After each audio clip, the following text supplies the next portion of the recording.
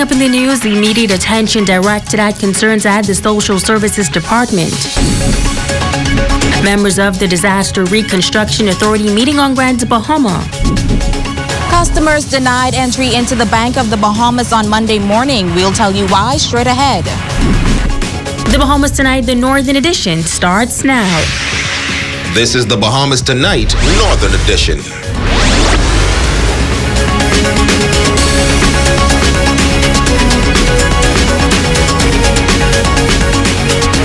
This is the Bahamas Tonight, the Northern Edition. Good evening, all. I'm Megan Shepard. Thank you so much for tuning in. Topping news, the Minister of Social Development on Grand Bahama to address the myriad of issues related to that agency. Last Thursday, residents stood outside of the social services offices in the Sun Plaza, expressing frustration about the delay in assistance, while today residents received answers and solutions to their vexing issues. Minister of Social Development, the Honorable Frankie Campbell, on Grand Bahama to see firsthand the challenges plaguing the Grand Bahama offices of the Department of Social Services. Residents took to the media last week to express their concerns, and now the minister responsible says he will implement a number of changes to alleviate those frustrations. He says he heard the concerns regarding a fixed number of persons being served per day, but he says from this point forward, the department will cater to as many persons as possible from 9 a.m. to 5 p.m. Among the things that we've done is to remove some of the bureaucracy that was involved in the whole question of rental assistance. Prior to this, we would have been concerned that landlords have vendor IDs, tax compliance certificates, and business licenses. We have removed those effective Friday, so that persons who are operating for less than $100,000 will not have to go through those bureaucracies. And that then would facilitate our being able to give the requested rental assistance in a more speedy fashion. Clients will also be separated based on the category of assistance, whether hurricane relief or regular assistance. Minister Campbell noting that they are currently looking for a separate location that will cater to residents of East Grand Bahama. It hasn't been selected, but we've just looked at the Urban Renewal Center at Seahorse Drive, and that is likely to be the site because it belongs to us. There is less formality in using it, but we will make that announcement maybe as early as tomorrow. Residents have also complained that they have had to wait in the office for long periods of time without proper seating. The minister noting that the office suffered damage during Hurricane Dorian and that obtaining furniture has been a challenge. He says that the issue is being rectified immediately. We appreciate that there are persons who would have had to stand around because there is no furniture. Even the staff are being asked to stand around. But we have undertaken to get some temporary furniture, folding chairs and folding desks, and we should have them by the end of the day tomorrow. So there will be chairs for persons to sit in. We've also undertaken to get a tent. So if there's an overflow on the inside, that persons will be able to sit comfortably on the outside and wait until their names are called. Minister Campbell notes that they are also looking into the use of technology to ease the burdens of both staff and residents. We're also in communications with the IT department, like we did with the passport application forms, to see how soon we could put our application forms online. And those people who are able to access them online, they will be called, and then they will come only when it's time for that to be processed. The Bank of the Bahamas in Freeport temporarily closed today. When customers arrived at the location this morning, they were turned away as a notice was posted on the door stating that the bank would not be open today and that they would provide the public with an update. Now, the branch manager told our news team that the bank had to be closed as they were handling some business. However, customers were still able to use the ATM machine. Now, unconfirmed reports tell us that there is a strong odor on the inside that may have been caused by paint that was applied after recent mold remediation. BOB's Freeport branch is the only operating location in Grand Bahama at this time.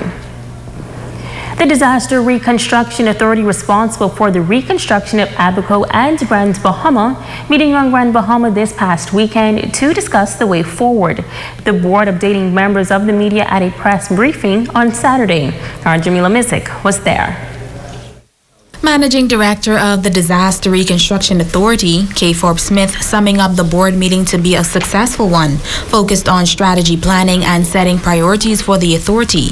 One of the main focuses, the Small Home Repair Program, which will be launched the first week of February. The authority has finalized the criteria for the Small Home Repair Program, and we have made it a very simple and easy program for Bahamians to access. We've also had extensive discussions on next steps in terms of housing solutions, particularly temporary housing has not yet really been identified for East Grand Bahama. We are planning a town meeting for Thursday for the East Grand Bahama district specifically, because those are the persons that we are going to be talking to first as it relates to what their needs are in East Grand Bahama. Chairman of the authority, John Michael Clark, says the board is still actively trying to find solutions to get those residents affected back to some sort of normalcy. Everybody knows that we've used the domes for ABACO, and that's not saying that Grand Bahama will be left out of the domes. And that is a gross misconception. That is not the case. The domes will be specific for those who have homes that are uninhabitable. To be clear, that's the first thing.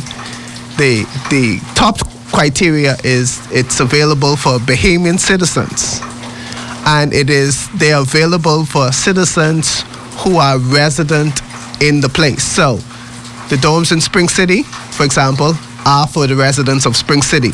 We're not bringing anybody into your neighborhood.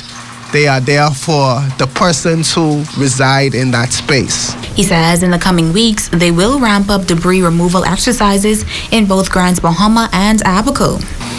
The authority has looked over some of the original contracts. There were over 20 contracts that were originally issued by the Ministry of Works. Some of those contractors have actually finished their initial scope of work. We are reviewing what's left. We're evaluating what's left. We know that some areas are still impacted as far as debris removal and debris collection at the laydown sites. We are evaluating strategies along with the Department of Environmental Health to make sure that those communities, those little pockets, we have viable solutions for. Jamila Mizik, ZNS Network News. Now, the Disaster Reconstruction Authority is also refuting a recent social media report. Last week, a post circulating on social media suggested that the authority is not being honest about the actual cost of the dome homes. The authority is denying such allegations. Our Jamila Mizik has more. The Disaster Reconstruction Authority shutting down claims circulating on social media regarding the temporary housing solution in place for displaced Bahamians post-Hurricane Dorian. Chairman of the authority, John Michael Clark, says it is good that the integrity of their decisions are tested and the solutions they find are researched. However, he says it is unfortunate that that type of misinformation is circulating. What we do every day is challenging. There are a lot of people that are in distress. We do ourselves as a country and as people here a disservice when we exacerbate that distress by spreading misinformation. The domes that we've gotten, they were properly researched. They're used by FEMA. They're used by the U.S. military. They're tested to withstand 181 miles per hour. And we researched that more resilient solution, which was an intershelter dome. And we got the owner and the manufacturer of that dome to come to the Bahamas to show us how to put it up, how to anchor it to support another hurricane. Now, according to reports, the authority has budgeted $6.4 million for the domes, and so far an estimated $4 million has been committed to cost. According to the authority, this $4 million cost includes the purchase of 250 domes, the preparation of the land for the domes, the purchase of equipment related to the installation of infrastructure for the domes, and operation of the Family Relief Center. On Friday, January 24, 2020, a story circulated on social media stating that the real cost of the domes is $900 per unit. The post suggested the authority overspent or misinformed the public on the real dome cost.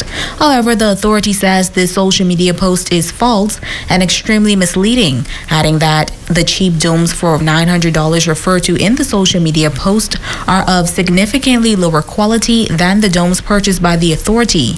Now, Managing Director of the authority, K. Forbes Smith, says persons are making an effort to discredit the domes, but it is a solution in place and persons should take it seriously. I just want everybody to recognize, particularly the persons in Grand Bahama, we're coming to have a discussion on Thursday. And this is we have to be measured in our response, but I need people to be measured in their openness about what is available at the moment.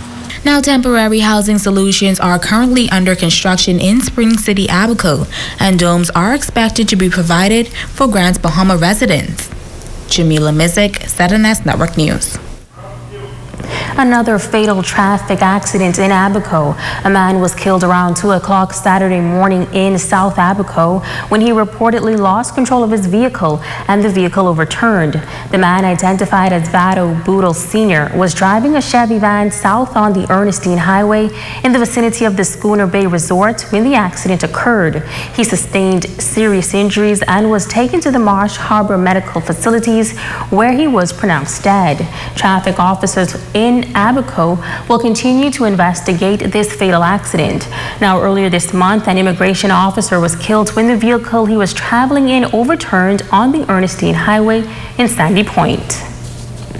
Meantime, police on Grand Bahama uncovering a quantity of dangerous drugs. Reports are that on Friday, shortly after 5 p.m., officers of the Rapid Response Unit, acting on information, conducted a search of bushes in the Spinney Road area through a footpath near a residential home and discovered 2 garbage bags containing a quantity of suspected marijuana, weighing 40 pounds with a street value of $40,000. An adult male was arrested in connection with this matter.